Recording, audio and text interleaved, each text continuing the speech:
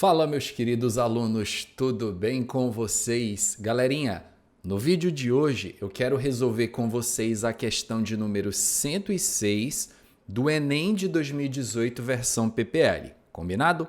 Vamos fazer a leitura atenta do enunciado. Várias características e propriedades de moléculas orgânicas podem ser inferidas analisando sua fórmula estrutural. Na natureza, alguns compostos apresentam a mesma fórmula molecular e diferentes fórmulas estruturais.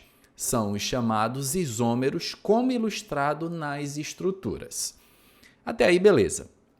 Vocês viram que a questão aqui ela deu para a gente duas estruturas muito parecidas, no entanto, ele fala aí sobre um caso de isomeria. E ele mesmo no enunciado cita que a isomeria ela é aquela situação que você tem dois compostos que têm a mesma fórmula molecular, no entanto, eles têm diferenças. Inclusive, galera, tem uma playlist completa aqui no canal, completa, de isomeria para quem tem dificuldade. Vou deixar um card rolando aqui, se você se interessar e tiver dificuldade nesse assunto, vai lá e confere essa sequência de videoaulas. Aí a pergunta da questão diz: entre as moléculas apresentadas, observa-se a ocorrência de isomeria o quê? Ele quer saber qual é o tipo de isomeria que ocorre entre as moléculas. Vamos lá, galera. A isomeria ótica, ela tem várias possibilidades para ocorrer. A mais conhecida entre os estudantes é a questão da isomeria ótica com a presença de carbono quiral. O carbono quiral ou carbono assimétrico, pode também ser chamado dessa forma, é aquele carbono que apresenta 4 ligantes diferentes ao seu redor. Esse carbono, a gente marca ele com um asterisco, vou colocar aqui, e ele é chamado de carbono quiral ou carbono assimétrico. Vou dar um exemplo para vocês aqui, ó. Exemplo de carbono quiral. Você pega aqui uma estrutura que é CH3C, aí aqui eu vou botar um cloro, aqui eu vou botar um OH, e aqui eu vou botar um CH2CH3. Ó, se vocês olharem bem para essa estrutura que eu desenhei, dá para perceber que tem um carbono que tem 4 ligantes diferentes. É esse aí que eu marquei com asterisco. De um modo geral, salvo algumas raras exceções, mas de um modo geral, moléculas que têm carbono quiral são moléculas que têm atividade óptica, ou são opticamente ativas ou oticamente ativas. Você pode chamar das duas formas. Se vocês analisarem comigo essas duas moléculas, esse carbono aqui que eu estou circulando, galera, nessa outra molécula também, eles são carbonos quirais. Professor, mas quer dizer que tem 3 ligantes diferentes conectados a esse carbono? Tem, ó. Aqui na pontinha da cadeia está omitido, mas aqui tem um CH3. Aqui embaixo tem um OH. Aqui do lado direito nós temos uma carboxila, que é o grupo funcional dos ácidos carboxílicos. E o hidrogênio, que está omitido, mas que ele completa a tetravalência do carbono. Então, nesse rabisco que eu fiz aqui, dá para sacar que esse carbono ele é um carbono quiral. A mesma coisa na outra molécula que eu não precisarei demonstrar. Então, só pelo fato de ter o carbono quiral, você já fica de olho nessa alternativa aqui, isomeria ótica. Esses dois compostos aqui, galera, um em relação ao outro, eles são enantiômeros. Enantiômeros, a gente diz que é um tipo de isomeria que ocorre quando dois compostos eles são imagem especular um do outro e não se superpõem, eles não são idênticos. Professor, mas que negócio é esse enantiômero? Sabe a playlist de isomeria? Confere lá. Nessa playlist de isomeria eu dou uma explicação completa do que é enantiômero, imagem especular, mostro nos modelinhos 3D, o que facilita pra caramba o entendimento disso aqui, tá? O que acontece, ó? Como é que eu sei que esses dois compostos eles são diferentes?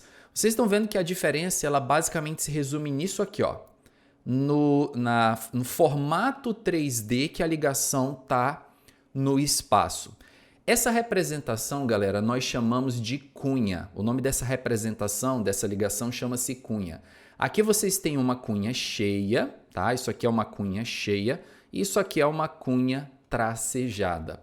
A cunha cheia, ela indica uma ligação que está na frente do plano que a molécula está sendo representada.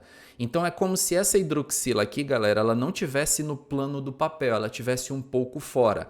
E o hidrogênio que não está aparecendo, ele está atrás. Aqui é ao contrário. A cunha tracejada, ela indica uma ligação que está atrás do plano no qual a molécula está representada. Se a hidroxila está atrás do plano, o hidrogênio que não está aparecendo está na frente. Então, como essas duas moléculas elas possuem carbono quiral e no carbono quiral a diferença é na posição de dois ligantes, eu sei que essas moléculas elas são enantiômeros. E moléculas que são enantiômeros entre si apresentam um tipo de isomeria que é a isomeria ótica. Então, já estou encaminhando 100% a resposta para a letra A. Como eu falei para vocês, repito, tá, galera? Tem dificuldade nesse assunto, não entendeu absolutamente nada, não sabe a teoria desse assunto? Vai lá e confere o card da aula de isomeria. Isomeria de função, galera, não pode ser, porque para haver isomeria de função, a diferença entre dois compostos tem que ser na função orgânica. Vou mostrar para vocês aqui um exemplo de isomeria de função para vocês entenderem o que é isso aí. Deixa eu dar uma limpadinha aqui para ficar bonitinho. Vamos lá. Se eu pego, por exemplo, esse composto CH3CH2OH. Qual é a função orgânica desse composto? Ele é um álcool, ele apresenta hidroxila ligada a um carbono saturado. Aí eu pego esse outro composto aqui, CH3OCH3. Qual é a função orgânica desse composto? Éter. Ele tem um oxigênio ligado a dois carbonos, então isso representa a função éter. Esses dois compostos, eles têm a mesma fórmula molecular? Sim. Se você for contar carbono, hidrogênio e oxigênio de cada um, vocês podem inclusive fazer isso aí para conferir, ó, a fórmula vai dar C2H6O. C2H6O indica então que eu tenho duas substâncias, dois compostos que são diferentes e que têm a mesma fórmula molecular. Quando dois compostos são diferentes e têm a mesma fórmula molecular, chamamos isso de isômeros. Esses compostos são isômeros. Mas qual é o tipo de diferença que existe entre eles? É na função orgânica. Então, aí seria um caso de isomeria de função. Aqui vocês estão vendo nos compostos que a gente está analisando na questão do Enem, nós temos ácido carboxílico em um, ácido carboxílico em outro, álcool em um, álcool em outro. Então, como os dois compostos têm as mesmas funções, não pode ser isomeria de função. Repito, para ser isomeria de função, a função orgânica tem que ser diferente, ok? Para ser isomeria de cadeia, o tipo de cadeia carbônica tem que ser diferente. Aqui vocês estão vendo que os dois tipos, as cadeias carbônicas, elas são idênticas. Seria um caso de isomeria de cadeia se eu colocasse para vocês a seguinte situação aqui. Vamos analisar comigo.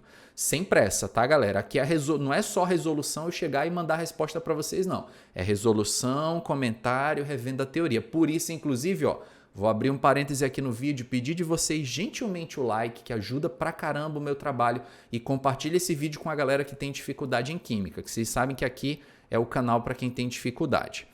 Galera, dá uma olhada nesse composto aqui, ó. CH3CH3. E aí eu vou desenhar um outro aqui ao lado, CH3, CH2, CH2 e aqui um CH3. Esses dois compostos aí, se vocês forem analisar a fórmula molecular, vai ser idêntica. Aqui eu tenho um C4H10. Para os dois compostos, a fórmula molecular C4H10. Eles são diferentes, professor? São diferentes. Como é que a gente chama, então, dois compostos que são diferentes e têm a mesma fórmula molecular? Isômeros. Qual é a diferença que vocês notam entre os dois? É no tipo de cadeia carbônica. Ó. Vocês têm aqui um composto de cadeia ramificada e um composto de cadeia linear. Aí sim seria um caso de isomeria de cadeia. Nessa questão não, tá, galera? O tipo de cadeia carbônica é idêntica, então não pode ser isomeria de cadeia. Isomeria geométrica, ou também chamada de isomeria cis-trans, não é o caso aí. Normalmente a isomeria cis-trans ela acontece em compostos que têm insaturação entre carbonos ou em alguns ciclos também pode acontecer. E lembrando que para ter isomeria geométrica, para haver isomeria cis-trans, é necessário essa condição aqui que eu explico na aula de isomeria, que se você não assistiu, você vai assistir. Para ter isomeria geométrica é necessário uma dupla entre carbonos e que os ligantes de um lado, R1 e R2, sejam diferentes e que os ligantes do outro lado, R3 e R4, sejam diferentes entre si. Se essa condição for satisfeita, o composto pode apresentar isomeria geométrica ou cis-trans. Não é o caso dessa questão. Ah, professor, mas tem dupla ligação. Só que a dupla não é entre carbonos. Aqui a ligação dupla é entre um carbono e um oxigênio. Isomeria de compensação, também chamado de metameria, é um outro nome. A isomeria de compensação, a gente pode dizer que ela é uma espécie de caso especial de isomeria de posição, que a diferença entre dois compostos é na posição de um heteroátomo. O heteroátomo, para quem não lembra, é aquele átomo que está na cadeia carbônica entre carbonos, só que ele não é um carbono. Um exemplo que eu vou mostrar aqui para vocês. Vamos dar uma olhada nesse composto aqui. CH3O, CH2, CH2, CH3. Todos vocês estão observando que esse composto que eu desenhei é um éter, oxigênio ligado a dois carbonos. Esse oxigênio ele é considerado um heteroátomo. Ele é heteroátomo porque ele é um átomo diferente do carbono ligado entre carbonos. Diferente do carbono ligado entre carbonos. É heteroátomo. Agora eu vou desenhar, galera, esse outro composto aqui. Vamos ver se vocês atentam qual é a diferença entre os dois. Desenha esse outro composto. Você nota, bom, ele também é um éter, não é, professor? Também é um éter. A fórmula molecular dos dois é igual, só que eles são diferentes. Então, eles são isômeros. Mas qual é a diferença entre eles? A diferença entre eles é na posição de um heteroátomo ao longo da cadeia. Se a diferença é na posição do heteroátomo, esse caso de isomeria ele é chamado de isomeria de compensação ou metameria. Professor, tem uma explicação do porquê que esse caso de isomeria é chamado de compensação? Tem um porquê. É chamada isomeria de compensação porque, olha só, se vocês olharem aqui comigo no primeiro composto, vocês estão vendo que do lado esquerdo da cadeia, considerando que o heteroátomo seja a divisão, eu tenho um carbono. Aqui do lado direito da cadeia, eu tenho 3 carbonos. Quando eu mudo o heteroátomo de posição, eu vou acabar gerando um aumento de carbonos de um lado da cadeia e esse aumento é compensado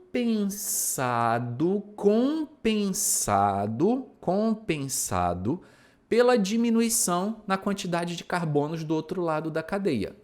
Entenderam a lógica? Então, se eu mudo o heteroátomo de posição, de um lado tinha um carbono, vai passar a ter 2. Aí do outro lado que tinha 3, vai passar a ter 2.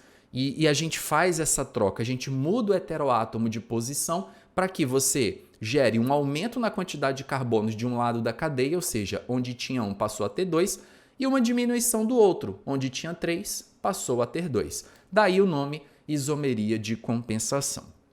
Beleza, galera? Bom, eu acho que vocês perceberam que foi mais do que uma resolução da questão número 106. E para a prova do Enem, esse tipo de análise que eu estou mostrando para vocês é muito importante, galera, muito. Sabe por quê? Vários de vocês já ouviram falar que o Enem é uma espécie de prova cíclica. Muitos anos você vê assuntos se repetindo, mas sendo cobrados de maneiras diferentes. Claro, pode ser que nunca mais apareça esse composto aqui, na prova do Enem. Mas pode ser que no próximo Enem ele cobre uma questão de isomeria de função, ele cobre uma questão de isomeria de cadeia, isomeria geométrica ou compensação. É por isso que é importante você fazer a análise macro da questão. Não somente respondê-la, mas pegar todos os assuntos que possam estar envolvidos e, em cima disso, você executar um estudo mais forte. Beleza, galerinha? Já deixaram um like no vídeo? Pô, você está assistindo o vídeo até aqui, não deixou o like para ajudar o trabalho do teacher. Meu querido aluno, ajude o trabalho do professor, deixa aqui seu like. Não esquece de deixar também um comentário, tá, galera? Isso ajuda pra caramba. Manda o vídeo aí pra galera, espalha geral, que muito em breve eu volto pra gente dar sequência aí a resolução do Enem PPL de 2018 nas questões de Química. Grande abraço a todos vocês, até a próxima, galerinha. Valeu!